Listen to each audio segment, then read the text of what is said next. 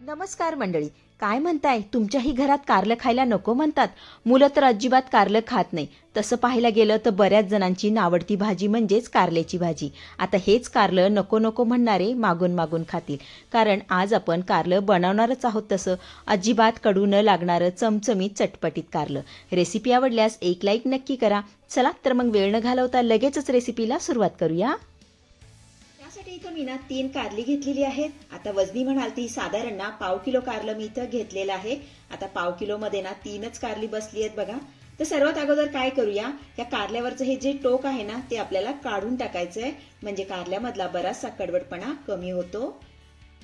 तर हा कारल्यावरचा खरवडीत भाग आहे ना तो आपल्याला अशा पद्धतीने काढून घ्यायचा आहे. हे बघा.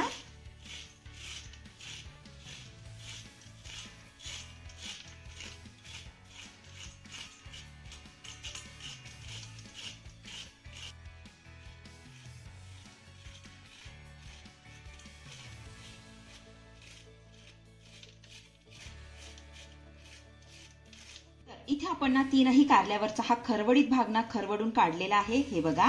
आता आपण काय करूया, ह्या कारल्याचे ना फोडी करून घेऊया. तर अगोदर ना हा देठाकडचा भाग आणि हे टोक ना आपल्याला कट करून घ्यायचंय. त्यानंतर कारल्याच्या ना फोडी करून घेऊया. हे बघा, अशा पद्धतीने कारल्याच्या आपण फोडी करून घेऊया.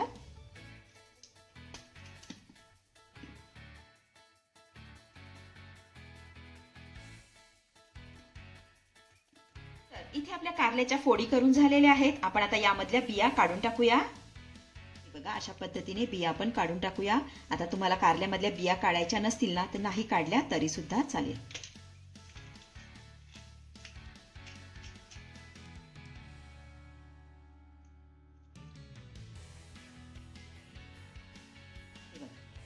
आता अशाच पद्धतीने आपण सगळ्या कारल्यामधल्या ना बिया काढून टाकूया.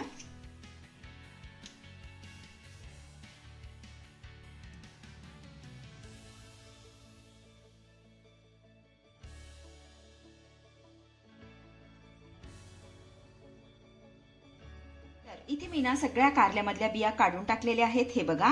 आपण आता ही कारली ना मधोमध अशी चिरून घेऊया. तर आपण वांग किंवा पेरू चिरतो की नाही त्या पद्धतीने आपल्याला हे कारलं ना 4 भागामध्ये चिरून घ्यायचंय. हे बघा, अशा पद्धतीने चिरून घेऊया.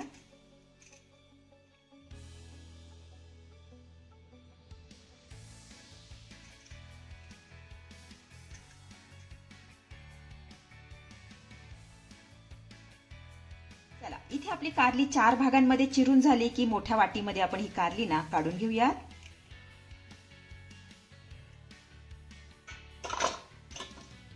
आता ही कारली बुडतील ना एवढं पाणी आपल्याला यामध्ये घालायचंय.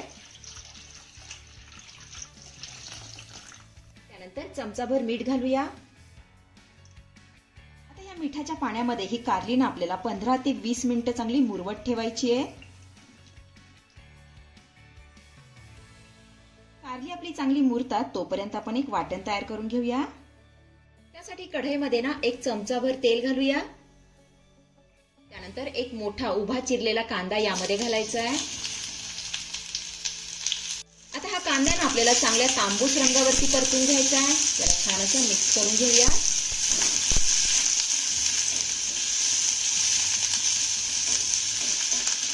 चला, इथे आपला कांदा ही मस्त असा तांबूस रंगावरती परतून झालेला आहे. गॅस बंद करूया आणि हा कांदा ना पूर्णपणे थंड करून घेऊया.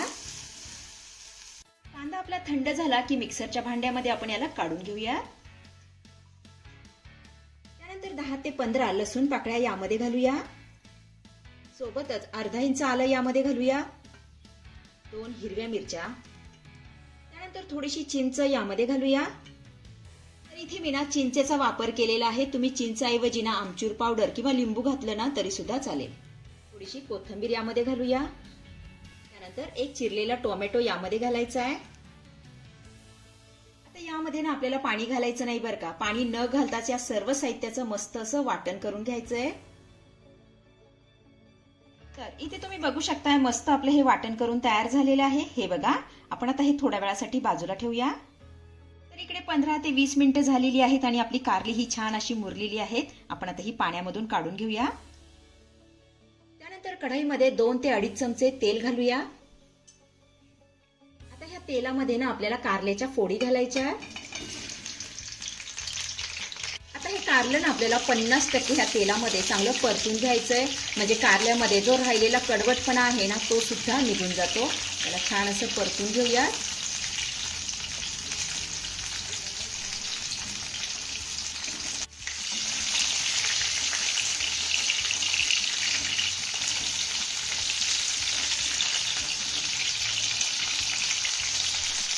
कारलं तेलामध्ये मी चांगलं परतून घेतलेलं आहे. आपण आता हे काढून घेऊया.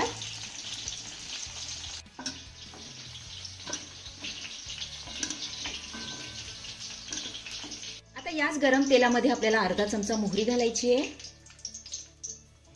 अर्धा चमचा जिरे घालूया, पाव चमचा हिंग, त्यानंतर 1 चमचाभर यामध्ये आपण बेसन पीठ घालूया. आता 1 मिनिटभर हे बेसन पीठ ना आपल्याला चांगलं परतून घ्यायचं आहे.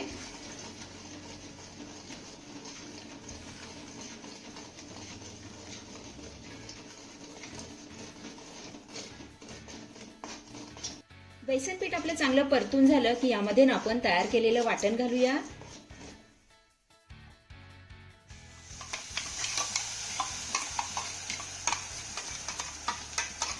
वाटण घालून झालं की हे वाटण ना चांगलं मिक्स करून घेऊया.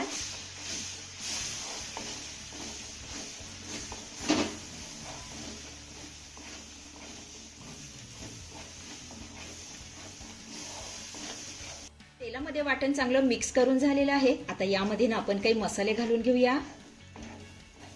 1 चमचा घरचा काळा मसाला यामध्ये घालायचा आहे. त्यानंतर अर्धा चमचा यामध्ये आपल्याला काश्मीरी लाल मिरची पावडर घालायची आहे, पाव चमचा हळद, अर्धा चमचा धनेपूड, सोबतच पाव चमचा यामध्ये आपण गरम मसाला घालूया. आता हे सगळे मसाले आपल्याला तेल सुटेपर्यंत चांगले परतून घ्यायचे.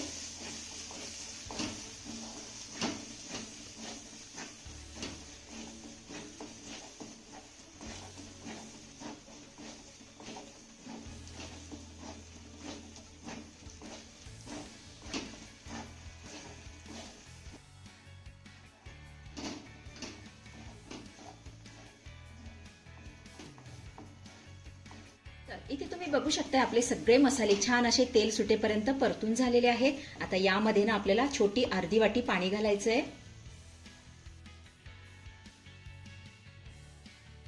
मिक्स करून घेऊया.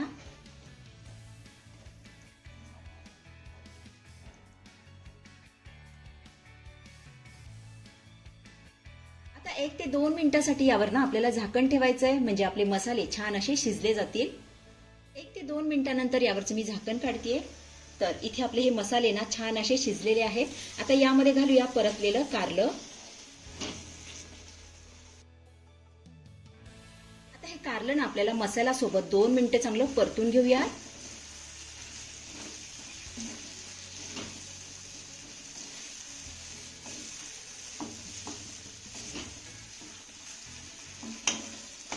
कारलं आपलं मसाल्यामध्ये चांगलं परतून झालं की यामध्ये ना आपण पुन्हा थोडंसं पाणी घालूया.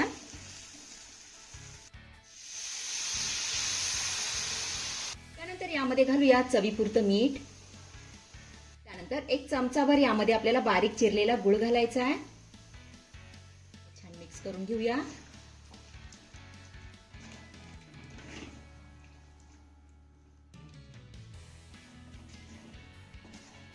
त्यानंतर यावर आपल्याला पुन्हा झाकण ठेवायचंय आणि हे कारलं ना छान असं मौसूद शिजवून घ्यायचंय. साधारण 4 ते 5 मिनिटांनंतर यावरचं मी झाकण काढतेय. एकदा हे कारलं ना चांगलं हलवून घ्यायचंय.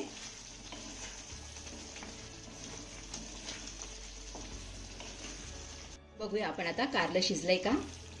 हे बघा मस्त असं मौसूद कारलं हे शिजलेलं आहे. आता यामध्ये ना आपल्याला बारीक चिरलेली कोथिंबीर घालायची आहे.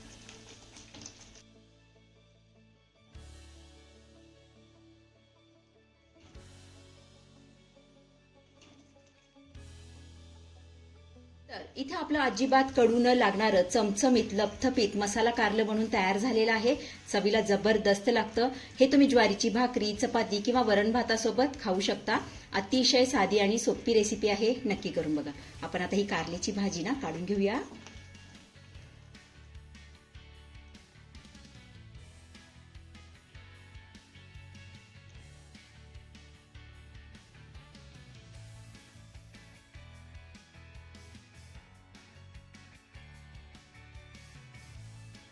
तर मंडळी, कशी वाटली आजची रेसिपी? आवडली आहे का तुम्हाला? आवडली असेल तर लाईक करा, शेअर करा, सबस्क्राईब करा आणि हो, शेजारीच असलेलं घंटीचं बटन दाबून ऑलवर क्लिक करा, जेणेकरून माझ्या येणाऱ्या नवीन नवीन रेसिपींचं नोटिफिकेशन सर्वात आधी तुम्हाला दिसेल. धन्यवाद.